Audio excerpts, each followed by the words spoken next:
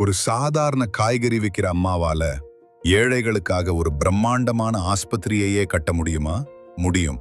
மேற்கு வங்காளத்தை சேர்ந்த சுபாஷினி மிஸ்திரி அப்படிங்கிறவங்க வாழ்க்கையில நடந்த ஒரு கண்ணீர் காவியம்தான் இது. இவங்களுக்கு 23 வயசு இருக்கும்போது இவங்களோட கணவருக்கு சாதாரண வயிற்றுப்போக்கு நோய் வந்திருக்கு. ஆனா ட்ரீட்மெண்ட் பார்க்க கையில ஒரு காசு கூட இல்லாததால தன்னோட 4 குழந்தைகளோட கண் முன்னாடியே அந்த மனுஷன் துடிதுடித்து இறந்துட்டாரு. அன்னைக்கு அவங்க கண்ணீரோட ஒரு சபதம் எடுத்தாங்க. இனிமே பணம் இல்லாம எந்த உசுரும் போகக்கூடாது. குழந்தைகளுக்கு ஒரு வாய் சாப்பாடு போடக்கூட வழி இல்லை. வேற வழி இல்லாம அவங்கள அனாதை ஆசிரமத்துல சேர்த்துட்டாங்க.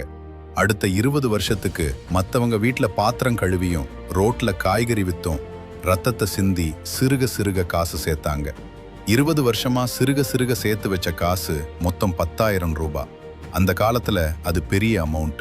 அதை வச்சு 1993 கணவர் ஊர்லயே ஒரு சின்ன நிலத்தை வாங்கினாங்க. ஆனா ஆஸ்பத்திரி கட்ட காசு வேணுமே. ஊர் மக்கள் கிட்ட போய் எனக்கு காசு வேணாம், உங்க வீட்டுல இருக்கிற செங்கல் மூங்கில் சிமெண்ட் கொடுங்கன்னு கேட்டு ஒரு சின்ன குடிசையில ஆஸ்பத்திரிய ஆரம்பிச்சாங்க.